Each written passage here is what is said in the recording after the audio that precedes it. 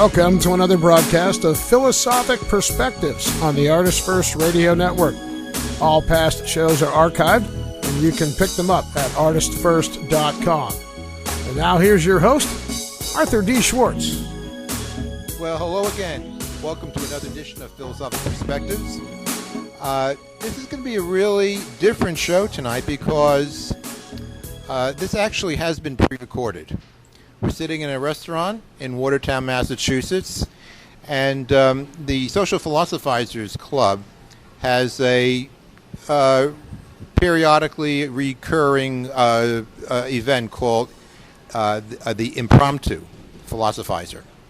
And so the Impromptu Philosophizer, as it suggests, is impromptu. It's spontaneous. It's very much like improv. It's about calling an event and just having people contribute and what's on their mind, what they're interested in. It talks about personal things, political things, philosophical things, all kinds of things with a philosophical/intellectual bent, and it's meant to be fun as well as edifying. And so here we are, and this is truly an improvisational impromptu tonight. My guests tonight are... may I use your first names? Yas. Larry. I can say Larry Spencer. He's been a guest on the show before. Barry. And Josh. Josh is the first time to the impromptu, so it's I think interesting that this is your first exposure to our club, but I hope you enjoy it. Now, the notion of impromptu is, in my mind, itself extremely philosophical, because philosophy is a very fertile thing. You get into a subject and anything can prick and start off a lengthy conversation.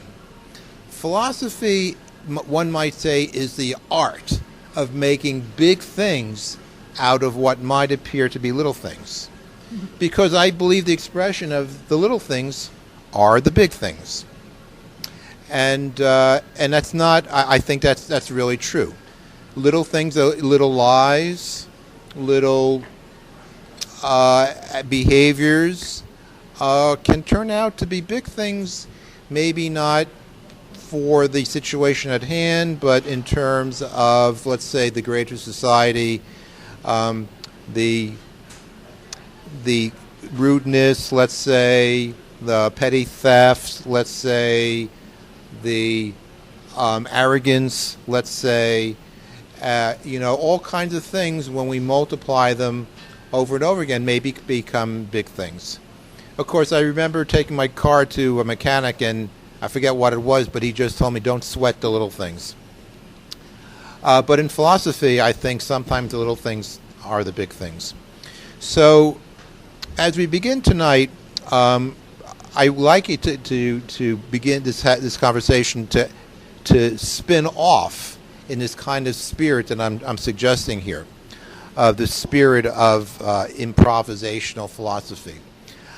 We were talking, and we don't have to continue this, Mr. Spencer, but we did talk about the very unusual political year we're having, and the philosophical ramifications of what this means for American politics, what it says about American politics, what it says about America, what it says about the two-party system, what it says about Donald Trump, what it says about Hillary Clinton, two very controversial figures and very, very different.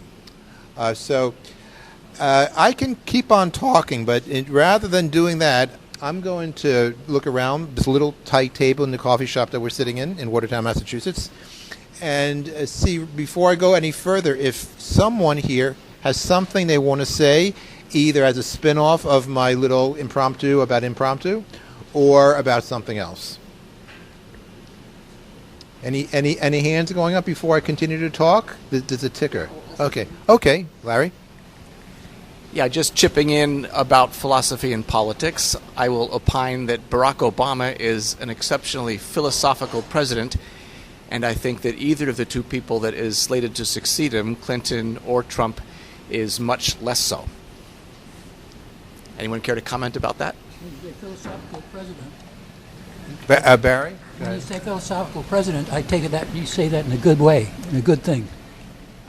Yes, I do take that as a good thing, and what I mean by it is I think Barack Obama is exceptionally careful and deliberative. I don't think he just acts by reflex. I think he thinks things through. You may agree or disagree with him, but I think he's a careful thinker. Mm-hmm. I think I don't need to say that Trump is not a careful thinker. Hillary Clinton has a reputation that's somewhat well-deserved, I think, as being more of a triangulator than a thinker. But I think Barack Obama takes a philosophical approach, which I'm going to miss.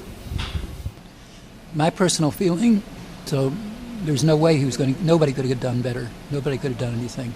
And I think he said things which made me feel like in ways had been disillusioned. When he was running for president the second time, somebody said, well, we'd be really upset if you don't win.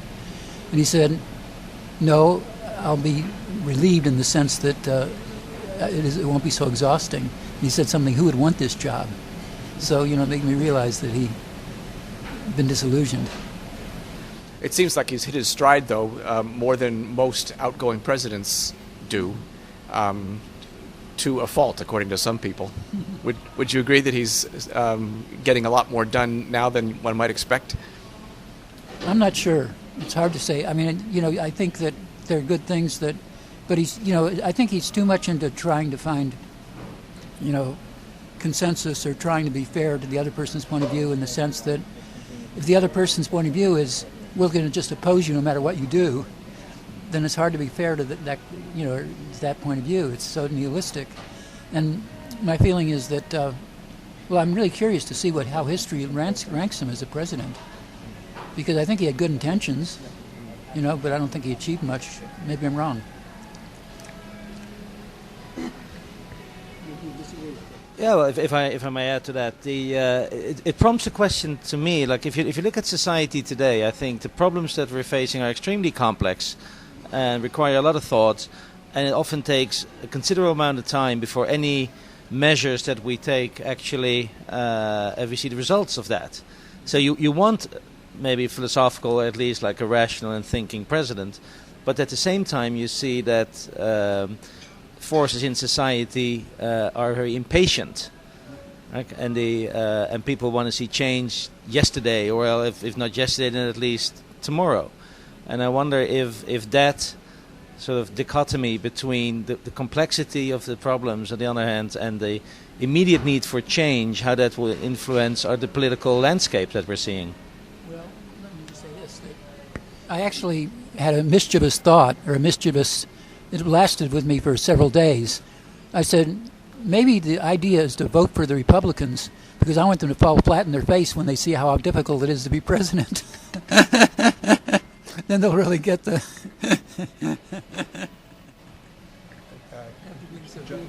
Josh, do you have anything yet? Yeah. I think this conversation is really kind of crystallized in thinking about Bernie Sanders versus Hillary Clinton, because I think Sanders has very idealistic philosophy, and I'm not sure that Clinton philosophy-wise is very different, but she's, I think, more practical. So I think that's I think people might agree with both of their ideas, but it's a question of what's realistic and what's going to get stuff done.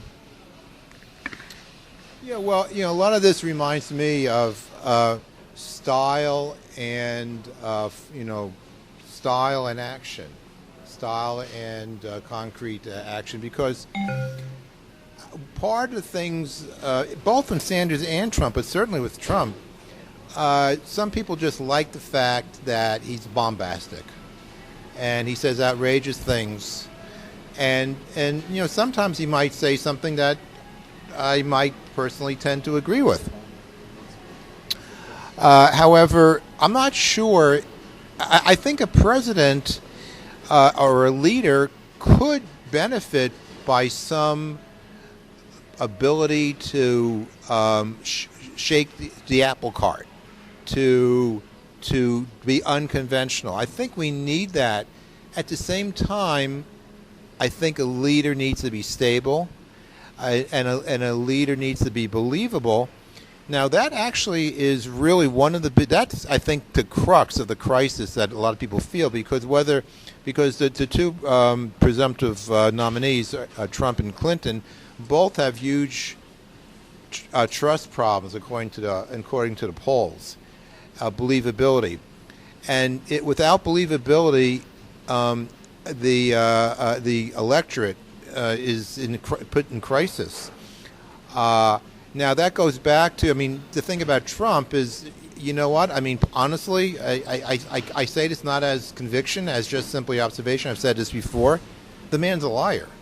He just says things, and he's constantly contradicting himself. He says things one day, and the example I gave, he said, well, when he was asked about retracting or rejecting the endorsement by David Duke, the former Ku Klux Klan leader. And he said, I don't even know who this guy is. I don't know this David Duke, blah, blah, blah. And then it came out a couple days later that he was actually interviewed on the Today Show by Matt Lauer, I believe it was Matt Lauer. And Matt Lauer, and they were talking, and Trump was saying at that time in the 90s how bad a person this David Duke was. So then a couple days later, I heard Trump say, of course I don't accept David Duke's support. So the thing is, he is just saying whatever comes out of his mouth, and that doesn't lead to trustability or confidence that the leader is going to do what he says he's going to do. Yes? Yeah, but so another question is why? Why do we let him get away with it? Why do we apply different standards to Donald Trump as compared to other politicians that we deal with?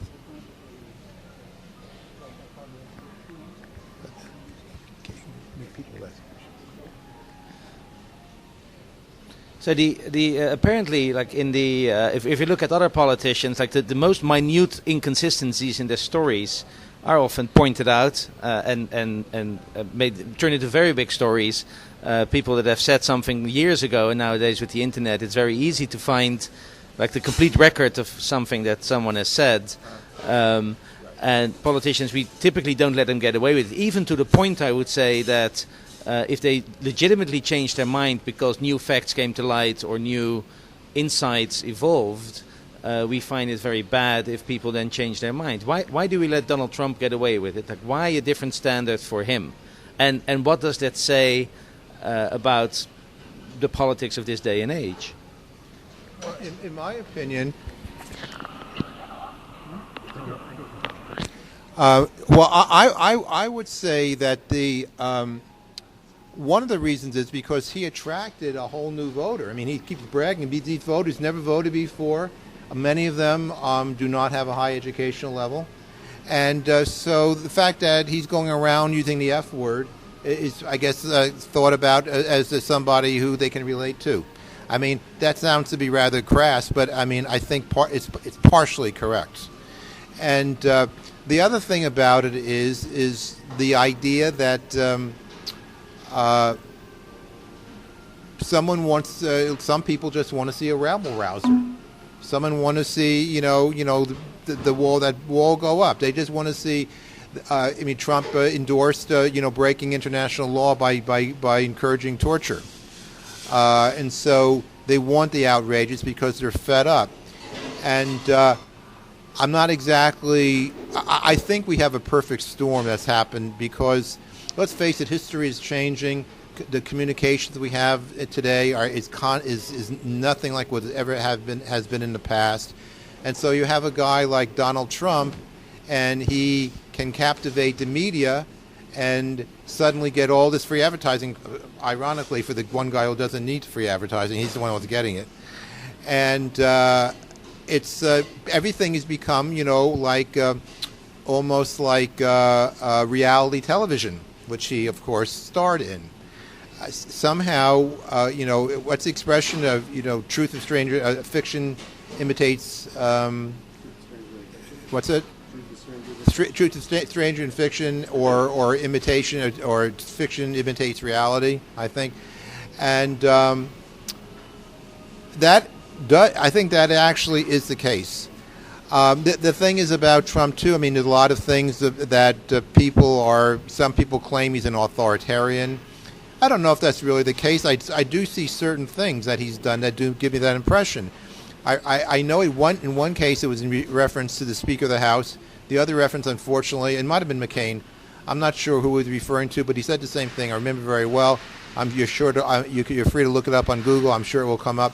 Where he said in respect to the House Speaker Ryan and to somebody else, he said the same thing. He said he better watch himself. He better watch it. So, excuse me, ladies and gentlemen, what does that mean? To me, it sounds an awful lot like a threat. And so he knows what he's saying, and it strikes me as amazing that he was never really called on it. He does get away with things, and I think it's because he has tapped into an element that I will say this, because I do have more faith in this country than maybe sometimes it seems warranted. I don't think Donald Trump will be elected because of the amount of antipathy he has created. The only chance he has is because Hillary has a lot of negatives too, but does not nearly as much as Trump's. I mean, he's alienated about 70% of the women voters. He's alienated about 100% of the Hispanic voters. He's alienated Muslim voters because he doesn't want them to come in. So I guess they can't vote. Period. I mean, he's basically alienated almost everybody, pretty much. I don't think that's a winning prescription, so I do not think he will win. However, it's more disturbing to me because I don't think he'll actually get elected. Once those commercials start running, that over and over and over again see the idiocy that he actually put on the stage, children watching a presidential debate, looking at these candidates acting like spoiled school children. I mean, it's a disgrace. But you know what? It's serious because these things have an effect. The young people watching this is going to be their idea of politics, and so I think what he has done is a disgrace. But I do give the country more credit than that. The bigger problem is what is the impact? What's the next election cycle 4 years from now going to be? Will there be a return to civility, or will Trump now be sort of viewed as the new way of politics? That you can be a bombast, that you can be a liar, that you can be a swearer, that you can say you don't have to even check your facts. I mean, the facts are just completely irrelevant. Just says what he wants to say, and so that to me is the bigger question. But for now, I'm pretty confident he will not get elected. You heard it here, folks. Barry. Go ahead. Okay. Yeah, I think I agree with everything you're saying, Arthur, but I think it's even worse than that. I think it's even more dangerous than that. I mean, when have we had campaign presentations or campaign events where, there's actually been violence before, where the protesters have, there's been violence. And I think that the reason that's so is because Trump, as somebody said, caters to the worst in people, and that's scary because, he, number one, has got convictions that are so dogmatic. I'm right, everybody else is wrong. That right there scares me. Number two, he's actually contemptuous. He's contemptuous of people. I mean, the way he talks about people insulting them is contemptuous. And it's like, I have a friend who I really am very close to, and she really likes Trump a lot. And so I said, okay, I'll look at his policies. She says, don't look at his personality, look at his policies. But the thing is, it's hard to know what his policies are because they keep on changing all the time. So I get the feeling either this is a joke for him, like, he got into it like, that's, almost like a reality show in itself, as a joke, that he just did this as a joke and didn't realize what would happen. Or he really doesn't realize the seriousness of what he's doing. Because it's pretty serious, And is he going to change his spots, all of a sudden? And yeah. What you were just referring to there, Barry, is it goes back to what I said when I opened the show. The little things are the big things. I really do feel that in addition to the big things, clearly big things, big issues that he's back and forth about. Yes, the behavior, what some would say, well, so what? Doesn't matter. Those little things are very big things. You know, there is a book written by a French philosopher. I'm forgetting the name of the gentleman, but it's I have it on my bookshelf. It's a book of virtues. But what I really like in the book is the first virtue he used, opening up the book, is he goes for the least important to the most important. And the most trivial of virtues, he said, was politeness. Because politeness is so easily faked. You can be really a monster of a person, but be very, very polite. And I agree with that. However, let me just say this. While politeness is, I would probably agree, the most unimportant of the virtues because it's so easily faked and so easily done, a virtue is a virtue because it's difficult, to be virtuous sometimes. Politeness is still important. It really is. I mean, even though it's the least important of the virtues, it's still important because it creates a civility. The United States of America, one of the standout qualities of us as a country historically is that despite the Civil War and things like that, which is obviously a horrendous period of history for those 4 years, and of course, the years of Jim Crow in the South and all that. Still, generally speaking, our politics has been much more civil than in other parts of the world. I mean, we have a kind of civility, and we just much more so. And even though I'm opposed to the two-party system, the two-party system has something to do with that. I don't think we need a two-party system to have civility. So the big things are the little things, but the big things are the big things too. And so that's what's troubling about the acceptability of what is not. It goes beyond, new ideas. I'm all for new ideas. I'm all for thinking outside the box. I'm all for breaking convention. But I think simple, ordinary decency matters a lot. Maybe more than any of these other issues in the long run. Thank you, Barry. Okay, you couldn't hear him but he was agreeing with me. Thank you, Barry. Okay, anyone else want to chime in? Well, you know what? It might be a good time. That's a perfect break because we're right at the halfway point. So we're going to take a little break now, and we'll be back shortly. Enjoys intellectual social interaction and finds digging deeper into the nature of things, from big issues to everyday life, an important part of the pleasure of life. Social Philosophizers is a Boston area social club for those who desire intellectual socializing. It's a club for both singles and non-singles, and for anyone who finds intellectually mingling to be the best form of social mingling. The club offers a variety of interesting venues such as philosophical get-togethers in private venues, book discussions concerning literature and philosophy, topical discussions over brunch or dinner, guest speakers, theater, after-work mixers, even long philosophical ruminations along nature trails or city streets, and more. If you live in the greater Boston area or occasionally spend time in the area, you can choose a cost-effective membership level that's right for you. Basic membership is free. Find the link on Arthur's Philosophical Perspectives show page at ArtistFirst.com or just search socialphilosophizers.com. We hope you'll join Social Philosophizers today. That's socialphilosophizers.com.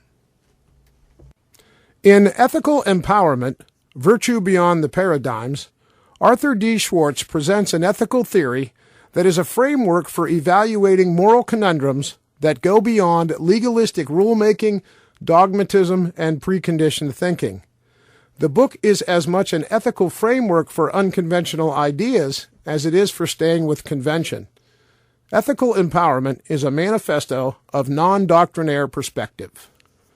Ultimately, the hypnotic thinking of ideology and dogmatism can only be overcome by returning to the true source and essence of morality, which is nothing less than universal love.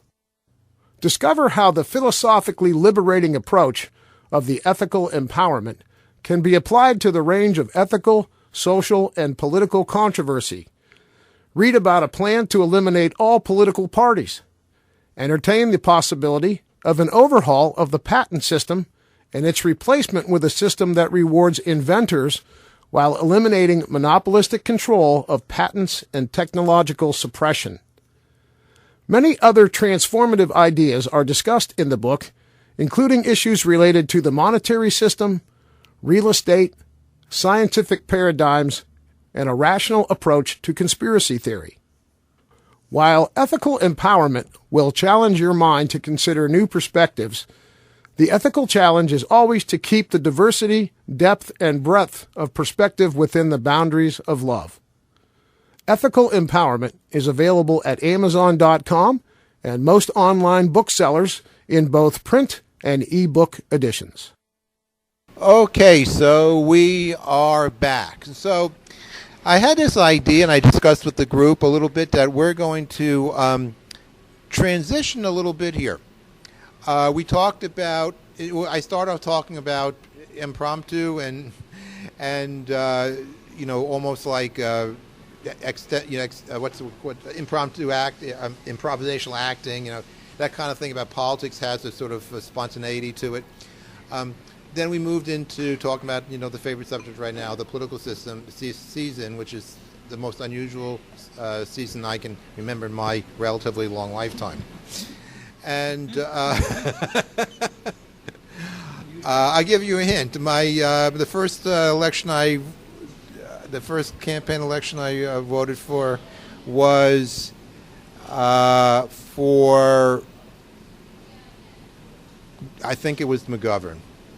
Yeah, that was the first presidential election. That was my first election.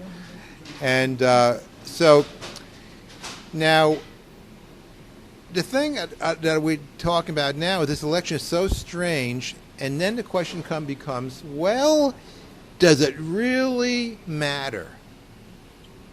Is anything going to change? And is it because of the economy, the powers that be? Is it because of the big corporations are running everything?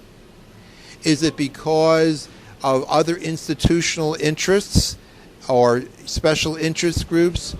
Or is it the government inside the government? Is it that sort of shadow government that conspiracy theorists like to think about? I like to think about these things as well. I'm kind of an all of the above guy. I think they all play a role.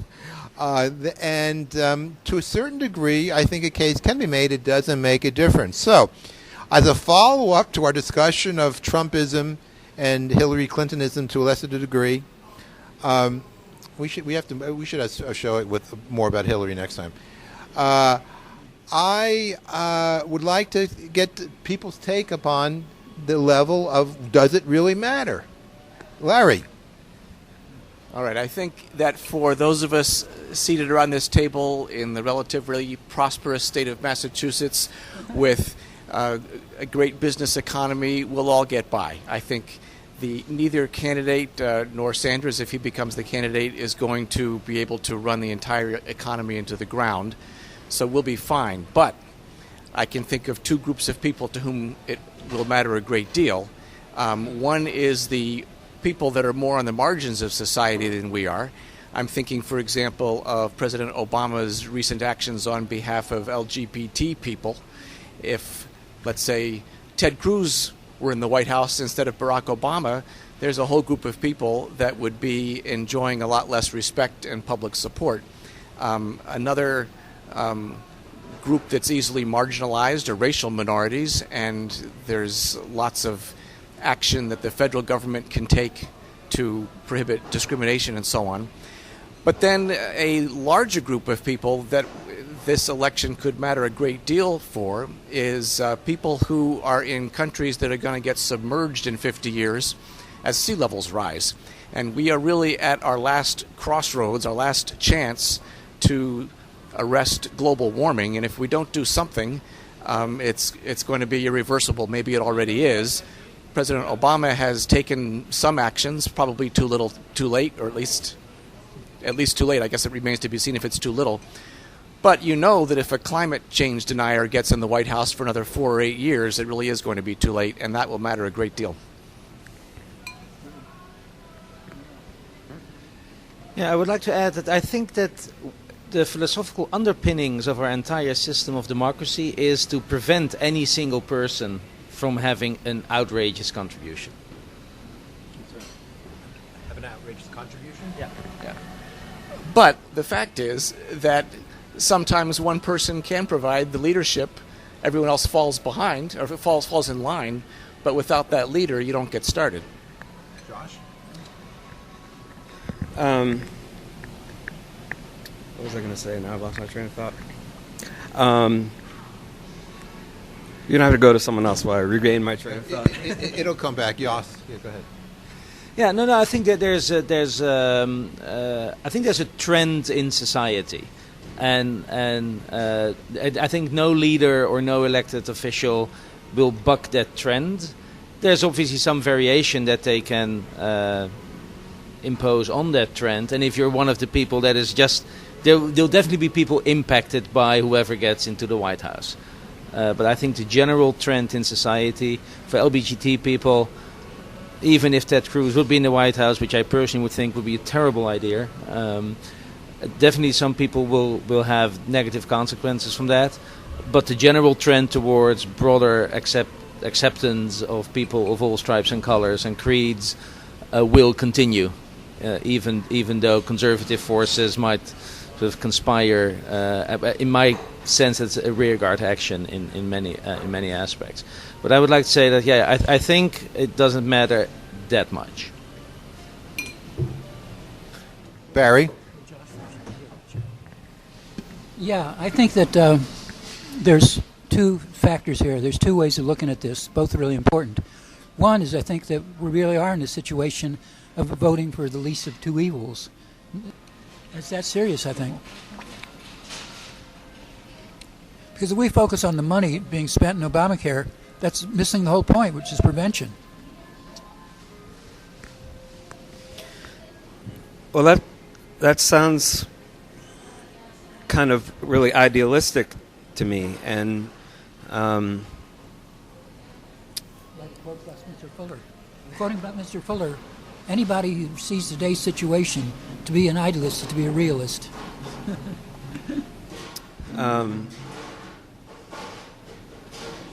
I think ideals take a long time to take root in large societies.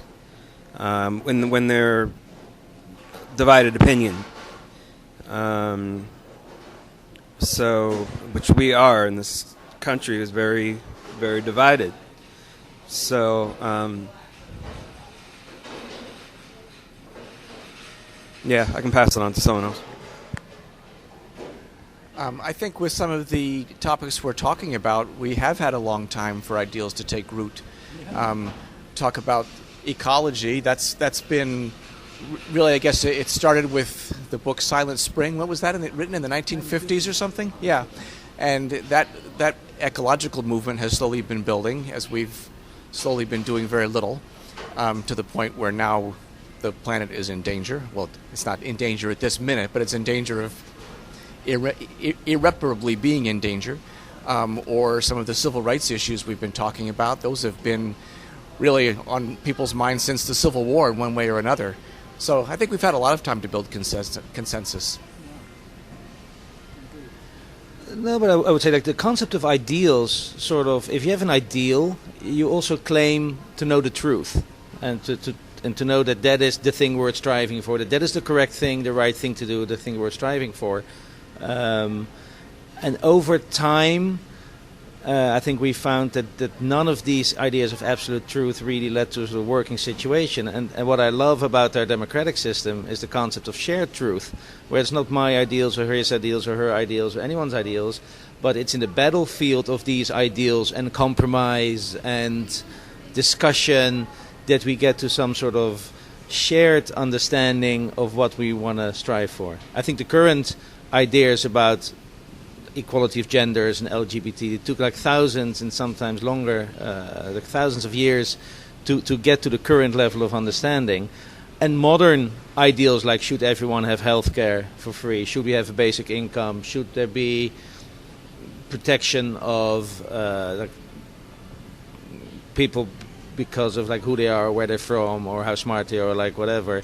These are the current battlefields. Like so, and I love the idea that we need to compromise and fight and figure out where the shared middle ground is. I want to. That's what you said is so important. You know what you said about the dangers of having such strong convictions or thinking you have the only truth, the objective truth. Well, I want to say something that I think is really the most encouraging thing that's happening right now. Is I don't think that the next paradigm is going to be an ideology. See, in the past it's been we have objective truth, we have the right ideology. I think we see now the dangers of ideology. We see now the dangers of our mind and not being responsible for what we're creating. And I think that the next paradigm is going to be humility.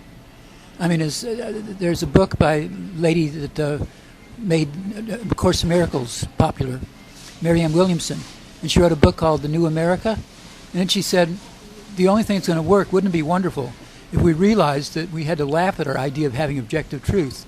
And the new paradigm is one that laughs at the idea of having objective truth, and therefore literally is not so attached to my way as the only way. And she said that in the future, wouldn't it be great, and isn't it possibly evolving to this, where Congress will start by saying, well, we are Democrats, and we recognize we don't have the whole truth. We recognize you as Republicans also have a valid point of view, and we're really going to be open to listen to what you have to say, and please be open to what we have to say. And it'll be a totally different kind of politics. And anything short of that, I think, is not seeing how serious it is. Barry, how would that concept of humility and not claiming an objective truth work in an area that's really a scientific question where presumably there is an objective truth, even though we might not know what it is, but there is one, and I'm thinking of global warming. How would you make progress on that if neither side is allowed to say we really know what's going on? Well, I wish you gave me a little more time to think about the answer. No, I think even in an area like this, my quibble about global warming has always been like, I mean, either it's happening and then we're not going to stop it, or it's not happening and then we don't have to worry about it. Like so, even if you accept and you know that there's a scientific truth that the Earth is warming up, then the second question is, does that matter? And at the end, you don't think we can stop it? At the end of the day, if you say like, well, it matters, then you say I place a value on the survival of the human race. And I think like the sun is going to expand, it's going to gobble up the Earth in a couple of billion years. So the only question is, how big will the party be until we get there? So even acceptance of a fact doesn't say anything about the worthfulness of the goal that you're then trying to achieve, like to prevent it, stop it, control it, further it. There's people that I don't personally agree with who think that global warming is great because it will hasten the second coming of Jesus Christ, and they think that that's a worthwhile goal. I think they're wrong, but I'll happily chat to them about that. So you said you think you're wrong, so you'll have a chat with them about it, or I think they are wrong. Yeah. I think they are wrong. That's what I meant to say. So this is what I was talking about before, that unless we can at least agree that there's such a thing as objective truth in these areas, then we might as well all become nihilists and say the sun's going to gobble us up in 5 billion years anyway, and let's just go out in an early blaze of glory rather than a later one. No, that doesn't seem ethical to me. Well, I want to just interject a little bit about what Barry said, because I agree with Barry very much about the next ideology is going to be the non-ideology, and I certainly if for those of you who know my thing, I mean I agree with that wholeheartedly. But I do think too in the global warming thing, it is very interesting to see where the party line is really surfacing in this argument, and I think even among scientists. About if you're, I think some Republican scientists might say, well, it's actually no global warming. We're just going through, a trend that and there are atmospheric trends, but that's the minority. But the thing is that scientists too are just like everybody else, and they have their opinions. And the opinions are very important. They build their career on opinions. And so the point I want to make here is the infrastructure, let's say, of science, or the infrastructure of academia. Because I think we need to clear away the motivation, bad motivations. That we really, in the universities, we want to see the only motivation should be knowledge, should be learning. It should not be saving your tenureship, or not getting fired because you're bucking the tide, because you're breaking the accepted paradigm. Unfortunately, a lot of that does go on. I definitely believe in global warming myself personally. I mean, I'm not actually qualified to say, but I believe that there's really global warming going on. It seems that way to me. However, it's also true that there's a lot of political interests that are trying to enforce it. Didn't it come out recently about they were playing around with the statistics? That came out a couple of years ago. Someone was monkeying around with the. Do you know what I'm referring to? There's been a lot of playing around. Playing around. So I mean, so all I'm saying is, I think on a more fundamental level, I think science and everybody else needs to check their biases, to be as objective as possible, and that means many times looking at where the money comes from. And if I were a scientist who wanted to make a lot of money, I would perceive immediately that there is an enormous market niche that would pay me very well to say the right things on behalf of oil companies. So in that case, I can recommend the book Merchants of Doubt. That is about a bunch of guys that have actually figured that out. I think that what is coming and what's very clear is I don't say that it's going to be the next coming of Christ or anything, but I think that we're reaching a place where we're really the opportunity or the possibility or the possibility and the opportunity is that we really can get a society that is exactly what Arthur's saying, that is much more ethical, that is much more based on humility, because I think that things have gotten so ridiculous, that people are seeing, and that there's a alternative that's coming through the grassroots, an alternative that isn't people yelling at each other, isn't people, that may sound idealistic, but I agree with Buckminster Fuller. To be an idealist at this time is the only way to be a realist. And, the thing is, it gets to me to be a spiritual problem. What I mean by a spiritual problem is we have to look at things like the ego. See, what has been our paradigm for truth has been science. And science is really valuable, but I see it as a secondary truth. The most important truth is that we see, as human beings, that we all have this ego, that we literally are, constantly, since we live moment to moment to moment, many moments we really are judgmental. Many moments we're really numb. We're not in touch with our true emotions often. This is basic psychotherapy.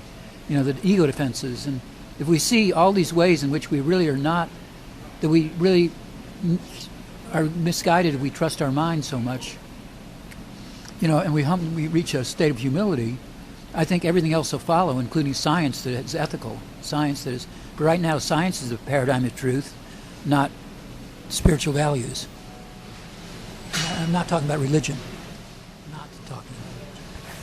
Does anyone want to have a last comment? Okay, so we're going to just begin to wrap this up here. This has been an experiment. I think not so much the conversation, but the technology that we have here might have to be improved. So we'll see how this goes. But I think it's really a fun time. I think it does have a lot of possibility once we perfect it. And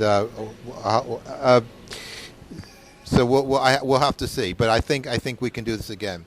I want to thank Yas, Larry, Barry, and Josh for participating today on tonight's program. I'm really happy you did it. I hope you enjoyed it, and I think we can do it again. What do you think? It will be improved. Our technology will improve.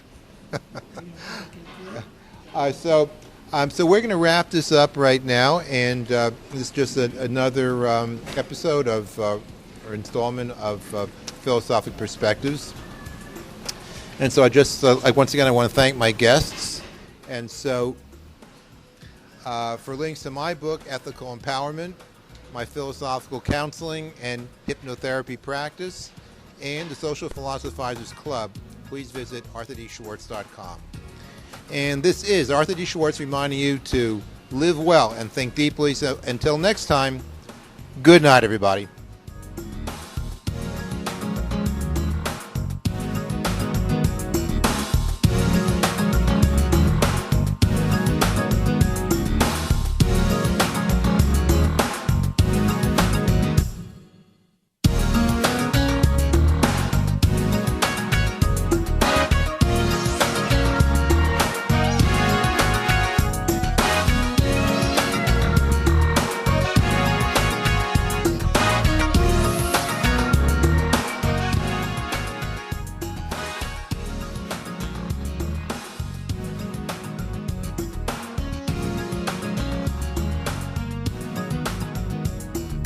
This is Arthur D. Schwartz.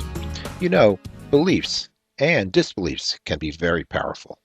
Much like philosophy, hypnotism is concerned with belief. Hypnotherapy, a practical application of hypnotism, may largely be described as the practice of removing false beliefs that form mental blocks to success, to happiness, and to well-being. In my hypnotherapy and philosophical counseling practice, I combine my work in philosophy with hypnotism in order to clear mental blockages that can occur on both conscious and subconscious levels. A mental block may be conscious or subconscious and can be expressed, for example, in the form of anxiety, low self-esteem or low motivation, bad habits, tobacco habits, weight gain, low performance, and much more. If you are interested in using hypnosis and the power of the mind to overcome mental blocks and barriers that have emerged in your life, please feel free to give me a call at 617-964-4800 or visit www.integralhypnosis.com. That's INTEGRAL